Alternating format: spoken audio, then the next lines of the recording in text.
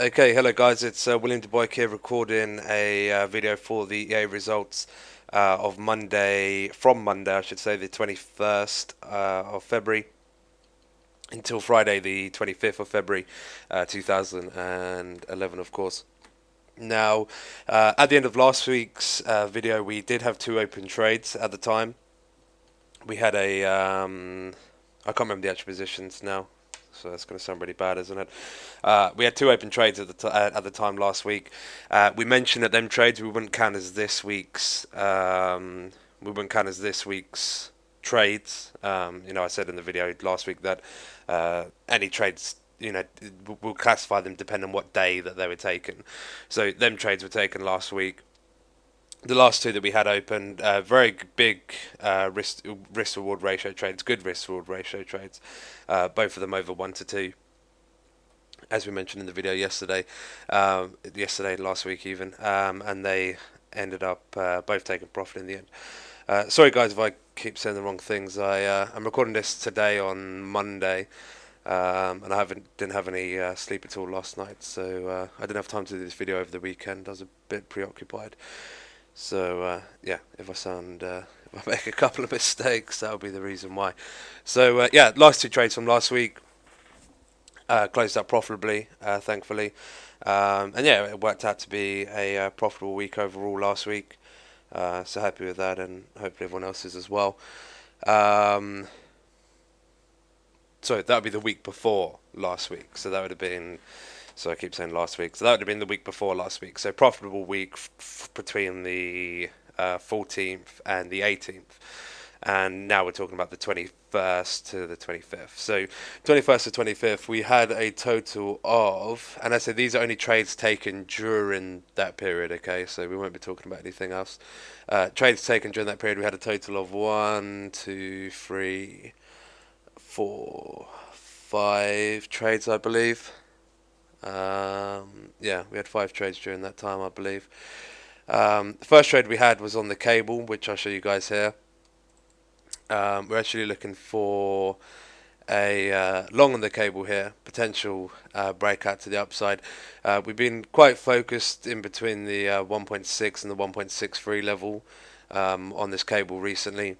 The market, in fact, has been between this level now for almost a month. So, over the space of a month, the cable's almost been stuck in it has been stuck in a 300 pip range, which, yeah, I mean, you could say 300 pips is a pretty big range, but over a month, it's absolutely nothing, and yeah, we're still stuck within that area at the moment. So, we were looking for a potential break of the 1.63 level.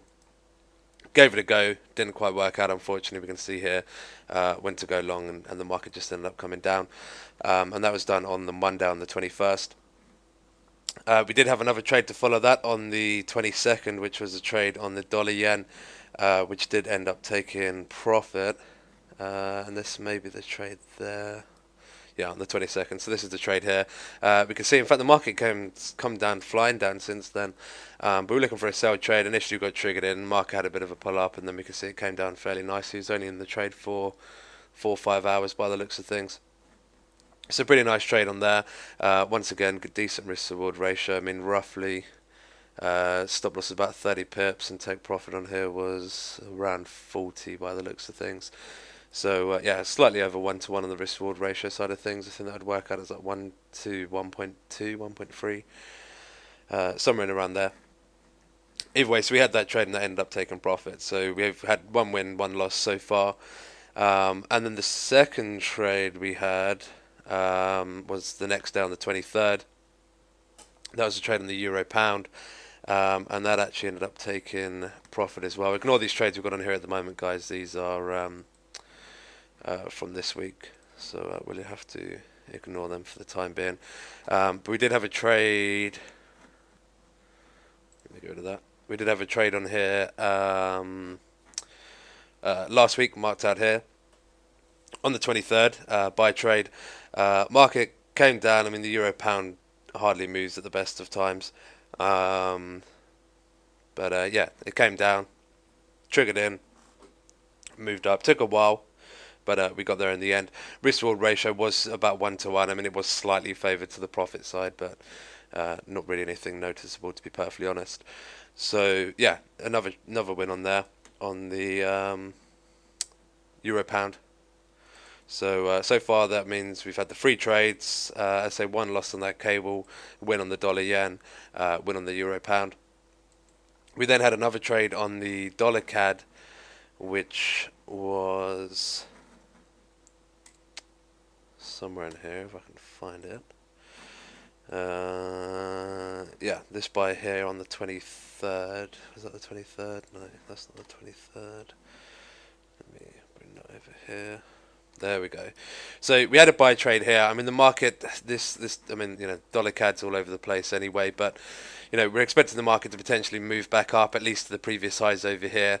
I mean, you can see the take profit level over there. Matches up the previous highs over here. So we got triggered into the trade. I mean, yeah, initially it moved in our direction. I mean, we were up around 30 pips pretty quickly. Then the market just decided to reverse pretty much straight away, and we actually ended up coming down, taking a loss on that one as well. So yeah, a bit of a shame. So that was done on the 23rd. So yeah, so now we've had 2 losses, 2 wins, and then the fifth and final trade we had was on the 24th, which was on the euro US dollar, which is this one here. Now, the euro US dollar, I mean, you can see here initially these are the levels that we were going for, okay? We're going for a level on here of 93 pips, take profit initially, and then a stop loss of around 80 pips. Now, I'll be completely honest with this trade here. We did close the trade out for a profit, but not the full amount. Now, this was actually a mistake on my behalf. Kevin, who actually trades the system for us, he was speaking to me about one of the trades, and I got confused with what trade it was, and he had internet problems, so I thought that he wanted me to close the trade, so I closed the trade out. But anyway, technically, yeah, it is a win. Will we classify it as a win on our reports? It's a bit touch and go. I mean, the week was profitable regardless of this trade. Okay, so regardless of this trade, the week would have been profitable. If you're using money management, that is. If you're using fixed lots, would it still have been profitable? Yes, it would have been. 70, 100, 40, 50, 60, 70. Yeah, it would have still been profitable even if you were using fixed lots. And like I said, this Euro US trade here. So, technically we were going for this target up here. I mean, you can see marked out by the blue line, and I'm sure you guys would have noticed that when you're in the trade as well. So that was a slight mistake on my behalf. But either way, the trade, we did take a bit of a profit, nonetheless. Not as much as we wanted to, but profit all the same. So overall, yeah, I mean, this week, not too bad. We do have a few trades currently running as well at the moment, but as I say, I won't get into them now, as they will be for this week's video. But yeah, not too bad. As I say, profitable overall, profitable last week as well, which we're happy with. Just have to hope that the frequency of trades remains around the same, and that we can actually see the market get to start to get some decent runners. As you mentioned, a couple of the markets on here aren't too perfect. We've been talking about these with my trading room. Hopefully I won't have to cut this off. If I do, then I do apologize, but I've got a certain time limit with these. But briefly, I mean, you can look on the charts yourselves to see this, but we've been stuck in that like 300 pip range on the cable. You can even look at charts like the Aussie on the monthly chart. I mean, the monthly chart closes tonight. Obviously, the 1st of March is tomorrow. But if you look at the Aussie, as far as the actual bar is concerned, it's struggling to break 200 pips. It's absolutely ridiculous, some of these pairs. And we're seeing similar things on not all of them, but on a lot of these pairs. Very low volatility, and even the ones that are slightly higher volatility direction-wise, there's not a huge amount there. We're starting to perhaps see some progress on this dollar Swiss franc, dollar CAD's also perhaps starting to get a move on. But we're still seeing the pound yen chop around. We're still seeing the euro yen chop around. Euro US as well, still deciding whether it wants to move up or down. We've got the trendline support on the daily charts that are struggling to push above. So there is a few bits and pieces where the market seems to be struggling with, and until the market decides it wants this dollar strength or it doesn't, it's still going to be a little bit tricky conditions. So taking that into consideration, I'm pretty happy with what we've done over the last couple of weeks, and hopefully you guys have been as well. So anyway, I think that's pretty much it. Hopefully I haven't gone on for too long. If anyone does have any questions, as always, you can contact me via Skype, or you can send an email to my email address, of course, which is william.deboik@wdfx.co.uk.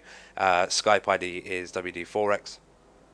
Once again, guys, I apologise for all the ums and ahs I've said in here. But that's the tiredness kicking in, I think. But rather than wait till tomorrow to do a video, I thought it'd be good to get this one out, so I did want to do it over the weekend. But there was a few family issues I had to take care of over the weekend, which prevented me from doing it on Saturday or Sunday. So anyway, that's pretty much it from now.